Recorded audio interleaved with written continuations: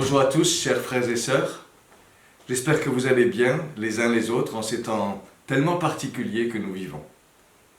J'imagine que pour certains, il n'est pas facile de se réorganiser avec les enfants, le travail. Courage pour faire face et trouver des solutions. Pour nos aînés, il faut un peu se protéger, limiter les contacts. Certains d'entre vous ont dû changer leurs plans, revoir leurs projets. D'autres doivent juste continuer la vie comme avant. Pas facile d'être dans une situation que l'on sait exceptionnelle, tout en devant quand même continuer la vie ordinaire. Du point de vue de l'Église, c'est le calme plat. Nous gardons nos rencontres d'équipe pastorale, mais pour l'instant, toutes les autres réunions sont supprimées. Cela fait du coup un vide, un manque. Il s'ajoute aux restrictions de relations que nous nous imposons malgré tout.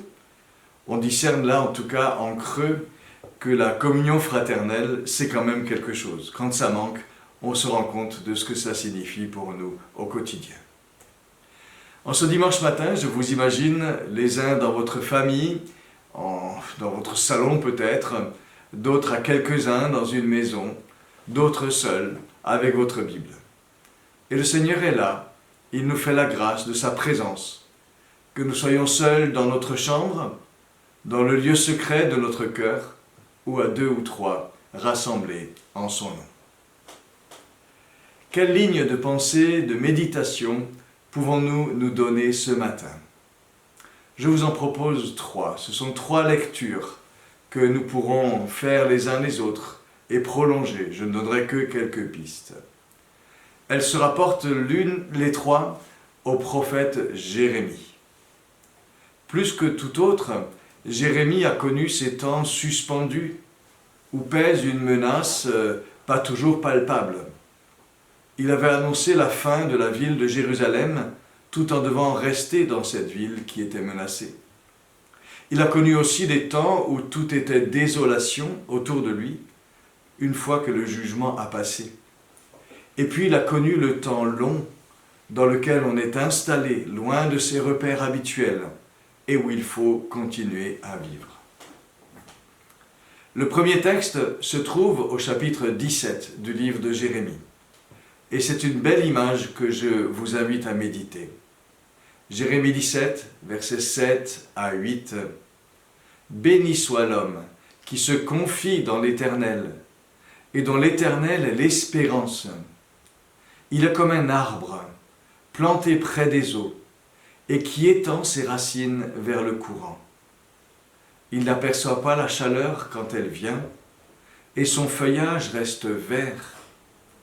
Dans l'année de la sécheresse, il n'a point de crainte, et il ne cesse de porter du fruit. » On lit généralement ce texte quand tout va bien, mais il a été donné au peuple de Dieu dans une situation instable, pleine d'incertitudes et de menaces. Et ce beau texte nous interroge pour savoir où se trouvent nos ressources. Et surtout, il nous invite à puiser ces ressources en notre Dieu, avec cette magnifique image d'un arbre qui peut trouver l'eau dont il a besoin pour garder sa vitalité, et ceci en toutes circonstances. Il est toujours possible d'aller puiser à la source qui nous est donnée en notre Dieu. Et ce texte nous invite à rester verdoyants, à porter de bons fruits, et ceci parce que nous savons où nous puisons nos ressources. Alors méditons ce texte pour nous-mêmes, discutons-en en famille, et demandons à Dieu de nous garder verdoyants, pleins de sève, y compris dans les temps que nous vivons. Un deuxième texte se trouve dans les Lamentations de Jérémie, au chapitre 3. Cette fois-ci, le malheur est passé sur Jérusalem, et ce n'est pas facile du tout. Mais quel regard adopte le prophète? Quel regard nous propose-t-il? Lamentation 3, versets 21 à 26. « Voici ce que je veux repasser dans mon cœur, dit le prophète, ce qui me donnera de l'espérance. Les bontés de l'Éternel ne sont pas épuisées. Ses compassions ne sont pas à leur terme. Elle se renouvelle chaque matin. Oh, que ta fidélité est grande. L'Éternel est mon partage, dit mon âme, c'est pourquoi je veux espérer en lui. L'Éternel a de la bonté pour ceux qui espèrent en lui, pour l'âme qui le cherche. Il est bon d'attendre en silence le secours de l'Éternel. Quel beau texte là encore. Il nous invite à apprécier chaque bonté de Dieu pour nous. Et il nous promet des bontés de Dieu renouvelées chaque matin, y compris lorsque la vie est compliquée, désorganisée, incertaine. Il nous dit que Dieu est notre partage dans tout ce que nous vivons. Et je vous propose là encore de méditer ce texte et d'en faire votre mot d'ordre pour chaque jour de la semaine qui s'ouvre. Chaque jour, chaque matin, cherchez quelles sont les bontés de Dieu pour nous, les apprécier encore, en vivre, nous en réjouir. Et puis un troisième texte, bien connu lui aussi, mais bien pertinent pour nous. C'est un extrait de la lettre que Jérémie écrit aux exilés à Babylone. Ils sont dans une situation inédite qu'ils n'avaient jamais connue, loin de leurs repères. Et cela dure, comme pour nous, cela va durer, avec ce temps de restriction qui est devant nous. Et que leur dit Jérémie? Il leur rappelle d'abord les projets que Dieu garde pour son peuple. Jérémie 29, 11, « Je connais les projets que j'ai formés sur vous, projets de paix et non de malheur, dit le Seigneur, afin de vous donner un avenir et une espérance. » C'est notre assurance.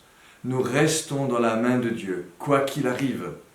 Il est pour nous un Dieu de paix, un Dieu de bons projets.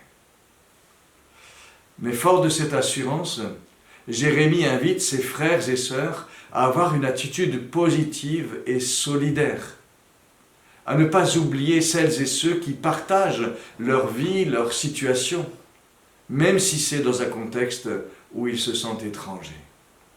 Et Jérémie leur dit, au verset 7, « Recherchez le bien de la ville où je vous ai mené en captivité, et priez l'Éternel en sa faveur, parce que votre bonheur dépend du sien. » Et ce texte m'a fait réfléchir pour notre situation. Comment avoir un bon témoignage dans cette situation que nous partageons avec celles et ceux qui nous entourent? Comment bien orienter nos énergies alors que nous sommes peut-être un peu moins sollicités par l'Église ou par notre travail? Ce texte nous oriente vers le bien que nous pouvons faire dans notre environnement, dans notre ville, pour nos voisins, nos collègues, dans nos quartiers. Et il y a là vraiment quelque chose à recevoir, me semble-t-il. Bien sûr, dans un premier temps, chacun doit s'organiser, trouver ses solutions, ses repères, son organisation de vie. Certains sont même confinés chez eux pour le moment. C'est un temps de repli sur nous-mêmes, un peu un temps de repli avec nos proches aussi. C'est nécessaire, c'est inévitable. Mais il nous faudra aller au-delà de ce stade et chercher où nous rendre utiles là où nous le pourrons. Il y a bien sûr la solidarité dans l'Église, elle fonctionne. Mais pensons aussi à la solidarité avec ceux qui nous entourent. Il y a peut-être autour de nous des familles qui auraient besoin d'aide pratique, de garde d'enfants, d'aide aux devoirs, je ne sais. Il nous faut soutenir aussi les personnels soignants qui sont au cœur de la bataille avec des charges bien lourdes. Et peut-être que là aussi, pour ces personnels particulièrement, il pourrait y avoir des services à proposer pour les aider dans leur famille, etc. Et je voudrais vraiment nous proposer les uns les autres d'avoir à cœur ce bien que nous pouvons faire aussi autour de nous. De nous renseigner peut-être sur les besoins qui peuvent exister, de partager nos idées pour pouvoir rechercher le bien de notre ville, concrètement, le bien de ceux qui nous entourent. Et Jérémie nous invite aussi, deuxièmement, à prier pour notre ville. Là aussi, il y a de quoi faire. Prier pour les soignants, ceux de notre Église, Élisabeth, qui est au cœur du combat, dans une unité où l'on soigne les personnes qui sont atteintes par le coronavirus. Freud et nos amis africains qui sont à Pasteur, mais aussi toutes celles, tous ceux qui sont là sur le terrain au niveau médical. Priez pour tous ceux qui sont hospitalisés. Ils sont seuls, sans lien avec leurs proches. Ça doit être dur, angoissant pour certains, pour beaucoup. Priez pour les familles qui sont séparées de ceux qui sont hospitalisés. Certains vivent des deuils qu'ils n'ont pas pu accompagner. C'est dur, c'est terrible. Prions aussi pour toutes les personnes en responsabilité, nos autorités, qui ont des décisions à prendre au milieu de beaucoup d'incertitudes. Les chefs d'entreprise qui ont la responsabilité de leur personnel, ça doit être difficile pour eux aussi. Et pour tous ceux qui sont touchés de plein fouet dans leur santé ou au niveau économique, personnel. Que Dieu se révèle à plusieurs, qu'il nous aide tous à réfléchir à nos valeurs, à nos priorités, et qu'il permette aussi que triomphe dans cette situation la solidarité par rapport aux égoïsmes. Voilà quelques pensées qui me sont venues autour de ces 3 textes. Je rappelle les références pour ceux qui voudraient les reprendre. Jérémie 17, versets 7 à 8, l'image de l'arbre. Lamentation 3, versets 22 à 25, pour les bontés de Dieu renouvelées chaque matin. Et Jérémie 29, verset 7, verset 11, pour ce souci de ceux qui nous entourent. Pour ce qui concerne notre communion, nos activités d'église, il est plus sage de ne pas avoir de rencontre à l'église pendant toute la semaine qui vient encore. Nous allons voir s'il est possible d'avoir quelques maisons où certains pourraient se retrouver, s'ils le souhaitent, par petits groupes.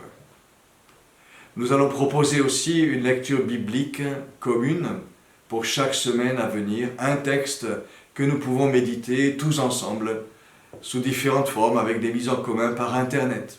Si nous ne pouvons pas nous voir, peut-être que nous pouvons ensemble nous dire oui, nous réfléchissons au même texte et nous essayons de mettre en commun ce que nous pouvons mettre en commun. Et puis je vous invite à faire marcher le téléphone activement pour rester reliés les uns aux autres. Et je nous propose très concrètement que chacun puisse par exemple se donner comme objectif de téléphoner chaque jour à 3 personnes de l'église. Pas forcément longtemps, mais juste pour un bonjour, pour prendre des nouvelles. Pas forcément à ceux à qui nous avons l'habitude d'être reliés, mais aussi d'autres personnes. Ça peut tisser un lien de relation entre nous pendant cette période où nous sommes autrement séparés. Et je suis sûr qu'il y aura de belles choses à vivre, de belles choses à découvrir ensemble, de cette façon très très simple. Je continuerai à vous donner des nouvelles des uns et des autres au fur et à mesure. On le fera plutôt par écrit, par Internet. En tout cas, si vous souhaitez partager des idées ou des sujets de prière, n'hésitez pas à me contacter. Nous vivons une époque, une situation inédite pour tout le monde. Que Dieu nous aide donc à nous ressourcer en lui pour rester verdoyants et pleins de sève. Que Dieu nous bénisse tous. Je vous souhaite une bonne semaine. Que Dieu soit avec vous.